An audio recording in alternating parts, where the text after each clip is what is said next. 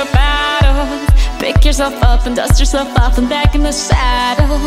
You're on the front line, everyone's watching. You know it's serious, we're getting closer, this isn't over. The pressure's on, you feel it, but you got it all, believe it. When you fall, get up, oh, oh, and if you fall, get up, eh, eh. Tamina, mina, sangalewa, cause this is Africa. Tamina, mina, eh, eh, waka, waka, eh, eh. Tamina, mina, sangalewa. Hi, this is Steve Christian, and welcome to the very first edition of the Variant Review. Today I'm going to be reviewing the game Africana. It's a recent release by Z-Man Games and Michael Schacht. But before we get there, let me tell you how my video reviews work.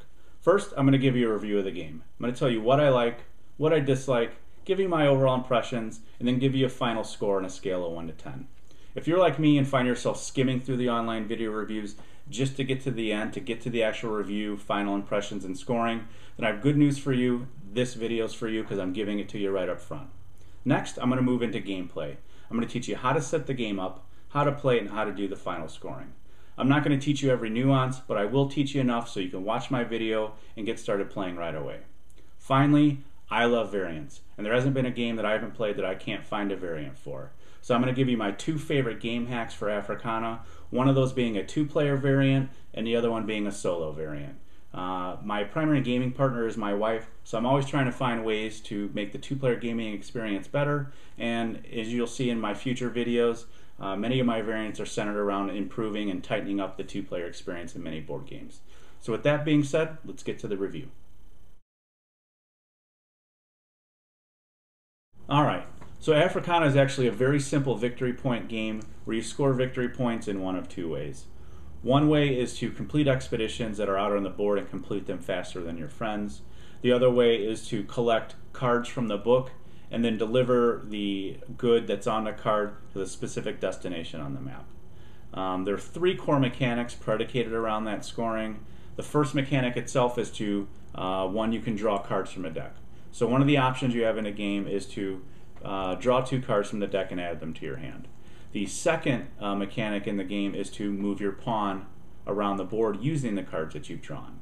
So you use the cards that you've drawn, match the symbol and color on the board, and you move your pawn to that symbol or color as long as it's connected to the current location you're at. The last mechanic in the game is to actually draw cards from the book.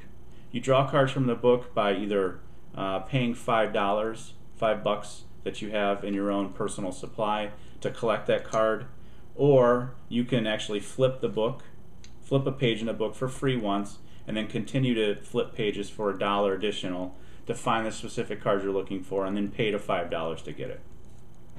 So those are the 3 primary mechanics in the game. Like I said, it's very simple. You're either drawing cards, you're moving your pawn on the board, or you're buying cards from the books. There's a book on the north end, and there's a book on the south end.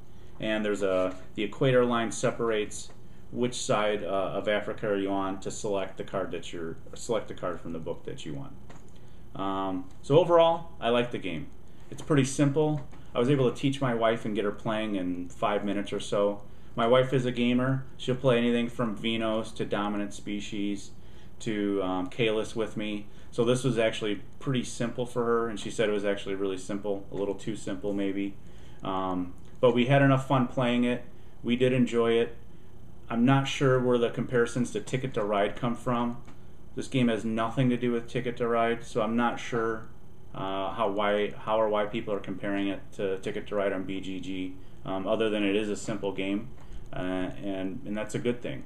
It's something you can break out with your friends who are non-gamers or gamers and teach them, and I think everyone could play pretty competitively equally once they get a few rounds under their belt. My only concern with the game is maybe runaway leader. If someone gets a hold of these wild assistants early, they could really take control of the game and be rocking through expeditions and completing them quite rapidly at a much faster pace than you would ever catch up. That happened to me and a friend of mine at the Gaming Hoopla recently, where I was actually taught the game. The guy that was playing with us, obviously he played it before, knew what he's doing, and I never felt like I had a chance, but by the 3rd round he had assistance, and it seemed like every round he was completing expeditions, and I had no way to ever catch up. At least that's how it felt. But I think once you learn the game, you learn how to be competitive, you learn the value of the assistants, and then it becomes a battle to get those and try and keep up with your competitors to complete the expeditions and complete them faster than them. So overall, I like the game a lot. It's not the greatest game. I'm not going to be breaking it out quite as often as some other games like a Ticket to Ride or maybe a Small World, but it's something I would play once a month, and I see my wife and I playing it once a month. I'm definitely going to keep it in my collection. It's not going anywhere. The artwork is fantastic on the game. The components are beautiful. I think Z-Man did a fantastic job putting the game together and producing it. So on production quality alone and the simplicity of the game and the ease to teach it, I'm giving it a solid 7. And like I said, it's something I'll definitely keep in my collection. It's not going anywhere. It's something my wife and I will continue to play, and it's something I hope to teach my kids when they get a little bit older. I think it's something that I could teach them probably when they're around 7 years old, and they would be able to jump in and be pretty competitive after a few plays. So, like I said, it's a score of a 7. 7 out of 10 is a good score. Great game. Thank you, Michael Schacht. I appreciate it, and I look forward to your future games. All right, so now I'm going to walk you through the 2-player variant as well as give you my solo player variant. So first, let's go through the 2-player variant. One of the issues I had with my wife was a runaway leader in a 2-player game. So what we've done to circumvent that is we have removed 5 of the wild assistants from the books, and we only play with 5 total. That makes it more difficult to get the assistants and prevents someone from getting a couple within the first few turns and really taking over and running away with the game quite quickly. So what we do is we put 3 assistant cards in the northern half of Africa in the northern book, and we put 2 in the southern book. So 5 total assistants available in the game. It makes it a little bit more difficult to get them, kind of evens it out, and you'll see it's more of an equal balance in a 2-player game. So I'm going to take the 2, shuffle them in randomly, put those in the book in the southern end. Take these 3, I shuffle them in randomly as well. Get those in. And then that's it. The game plays as normal, with the only change being that we've reduced the total number of assistants in the game to 2, and it keeps our 2-player games more competitive and closer. It doesn't add a whole lot of additional game time to our games. I haven't noticed any significant difference with the addition of the variant, and what I found is it's tightened up the 2-player experience and it's made it more enjoyable for us.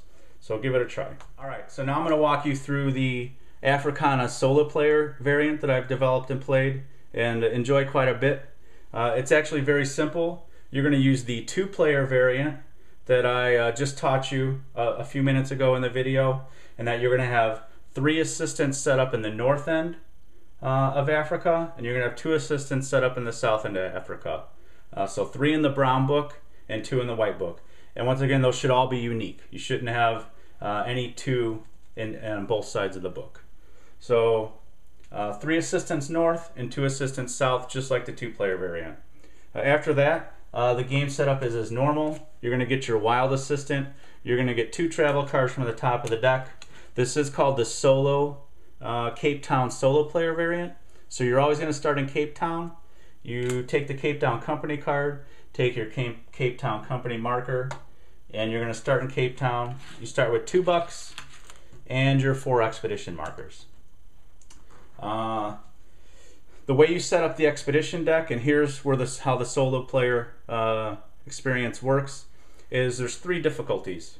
There's easy, medium, and hard, and that's based on how you set up the expedition deck, and that's based on the number of players in the game that you would normally do. So if you want to play the game solo game on easy, you're going to remove 4 expedition cards, C cards from the deck.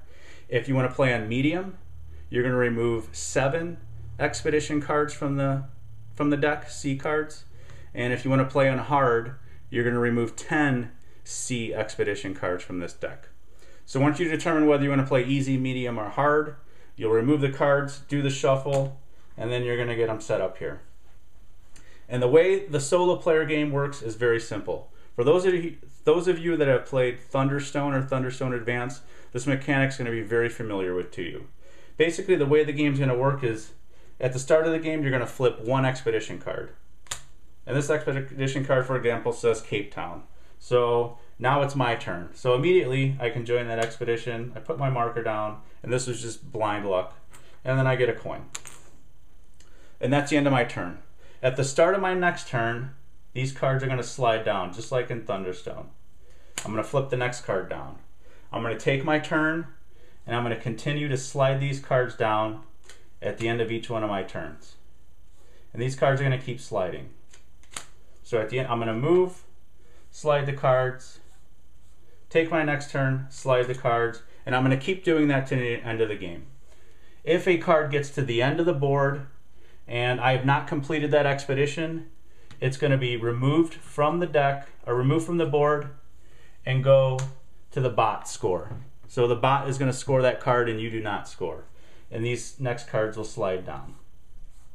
So you essentially have 5 turns to complete a quest, otherwise the bot's going to score that against you. You're going to keep playing this game till you complete this deck entirely, and the last card is either scored for the bot or scored for you.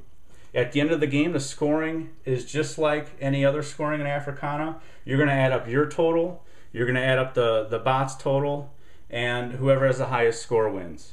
I have played this a number of times on easy, medium, and hard. I've never beaten it on hard. I have beat it on easy and medium. I'm sure many of you out there can beat it on hard. I recommend give it a try. I've come close a few times to where I've lost anywhere from 2 to 4 points, but I've never actually beat it on hard.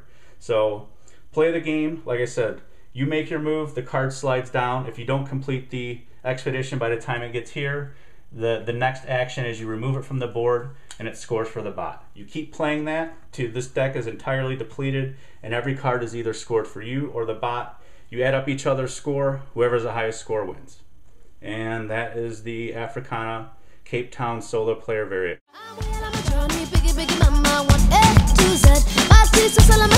Big